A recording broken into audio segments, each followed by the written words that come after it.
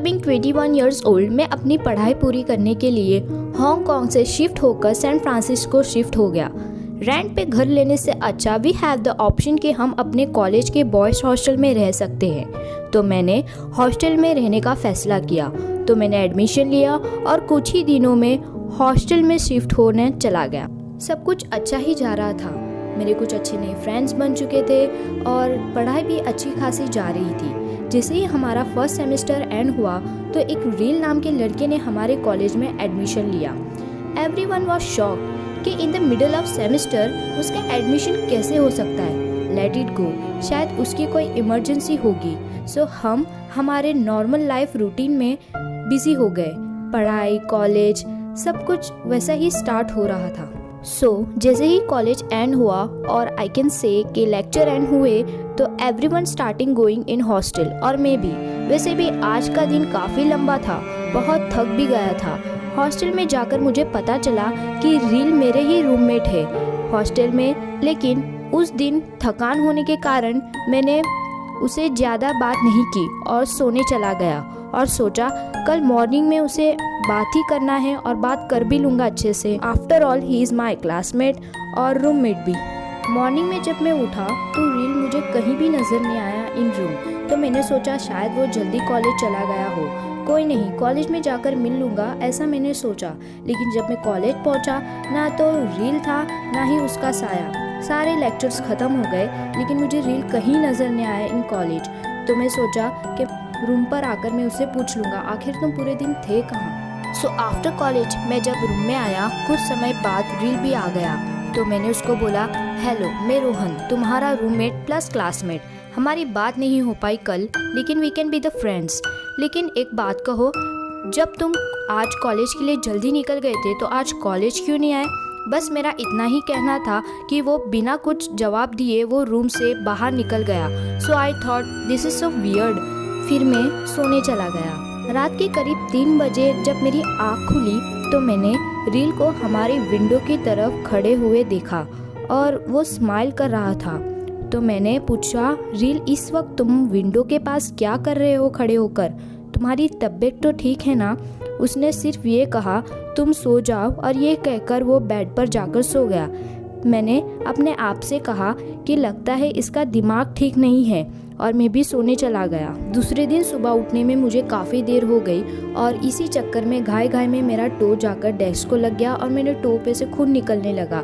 मेरे बाजू में ही रील खड़ा था और पता नहीं कुछ अजीब सा स्माइल कर रहा था। फिर उसने बिना कॉटन को हाथ लगाए या कॉटन को पकड़े उसने मेरा टो पकड़ा यानी अंगूठा पकड़ा और उसे बैंडेज लगाया। फिर मैंने उससे कहा, चलो मैं तुम्हारा हाथ धुला देता हूँ। लेकिन उसने कहा, तुम जाओ मैं आता हूँ तुम्हारे पीछे पीछे। तो मैंने कहा ओके, लेकिन हाथ पैर अच्छे से धो लेना, नहीं तो इन्फेक्शन होने के चांसेस है। लेकिन मैं अभी भी सोच में था कि कल तक वो जो मुझसे बात करने में कतरा रहा था, अचानक से उसे क्या हो गया। उस दिन के बाद से हम काफ़ी अच्छे दोस्त हो गए थे। कभी कभार हम साथ में डिनर चले जाते थे तो कभी कभार साथ में ब्रेकफास्ट करने, लाइक एन बेस्ट फ्रेंड्स। लेकिन आजकल पता नहीं क्यों बॉडी काफ़ी कमज़ोर लगने लगती है, मुझे बहुत थकान सी होने लगती है। तो एक दिन जब कॉलेज में हैलोवीन नाइट पार्टी थी तो मैंने सोचा बजाय पार्टी में जाने के थोड़ा रेस्ट कर लेता हूँ। पता नहीं क्यों 1 हफ्ते से काफ़ी वीकनेस फील कर रहा हूँ मैं। लेकिन रील ने कहा, चलो पार्टी में, तुम बेहतर फील करने लगोगे। तो मैंने उससे कहा, तुम जाओ, मैं पार्टी ख़त्म होने से पहले ही आ जाऊँगा। सो ही सेज ओके, मैं तुम्हारा वेट करूँगा। ये कहकर वो क्रीपी स्माइल कर कर चला गया, वही सेम पहले जैसा। देन मैंने उसे बाय कहा, उसने मुझे बाय कहा और फिर मैं रेस्ट करने चला गया। रेस्ट करते वक्त मुझे याद आया कि रूम में जब मैं शिफ्ट होने वाला था तब मैंने एक हिडन कैमरा लगाया था और उसके बाद से मैंने एक भी बार मैंने उस पर देखा नहीं या फिर उसका फुटेज चेक किया नहीं। तो मैंने वो कैमरा निकाला और उसको अपने लैपटॉप से अटैच किया और वीडियो प्ले किया। स्टार्टिंग तक सब ठीक था जब तक कि रील नहीं आया था रूम में। जब रील कमरे में आया उसके बाद के फुटेज भयंकर खतरनाक और डरा देने वाले थे। वो फुटेज मैंने जब देखा कि जब मैं 3 बजे रील को विंडो के पास खड़े हुए देखा था तो वो क्यों स्माइल कर रहा था। वो एक्चुअली में कच्चा मांस खा रहा था और मुझे देखकर उसने वो मांस उस खिड़की के उस पार फेंक दिया। उस दिन जब मैं स्लीप हो गया था और मेरे टो में से ब्लड आ रहा था, तो वो जो उसको हाथ और फर्श पे जो ब्लड मेरा गिर गया था वो उसे चाट चाट कर खा रहा था। ये सब देखकर मेरे तो होश उड़ गए। मैं इतना डर गया और लैपटॉप लेकर मेरे हॉस्टल के डीन के पास चला गया। जब ये सारा फुटेज मेरे हॉस्टल के डीन ने देखा, बिना कुछ रुके या समझे उन्होंने फ़ौरन ही पुलिस को बुला लिया। फिर पुलिस ने फ़ौरन ही रील को गिरफ्तार कर लिया और उसे ले जाया गया। दूसरे तीसरे दिन पुलिस स्टेशन से मुझे कॉल आया। उन्होंने मुझसे कुछ सवाल पूछे और मुझे छोड़ दिया। पुलिस स्टेशन से निकलते वक्त रील ने मुझे अपने करीब बुलाया और कहा कि बहुत जल्द मैं तुम्हारा खून पूरा पी जाऊंगा, और फिर मैं वहाँ से भाग गया। इस वाक़ये के बाद मैंने उस कॉलेज को छोड़ दिया और किसी और कॉलेज में शिफ्ट कर दिया, और मैंने आज तक कभी भी हॉस्टल में रूम लेना अवॉइड किया है या कभी लूँगा भी नहीं अपनी लाइफ में। आज इस बात को पूरे 14 साल हो चुके हैं।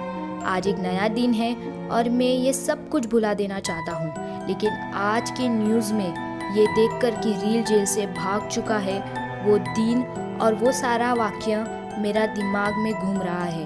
मुझे बहुत डर लग रहा है और नहीं भी, क्योंकि अब मैं उसका खून पीऊँगा। क्योंकि 14 साल वेट करना आसान नहीं होता ना किसी का खून पीने के लिए, क्योंकि वो कभी था ही नहीं उस वाक़ये के लिए। काश कि वो उस रात को रुक जाता, क्योंकि मैंने उसे कहा था मुझे वीकनेस है और मेरी तबीयत ख़राब है। फिर भी उसने मेरी बात नहीं सुनी और वो उस पार्टी में चला गया। अगर वो रुक जाता तो ना ही पुलिस आती और ना वो जेल में जाता।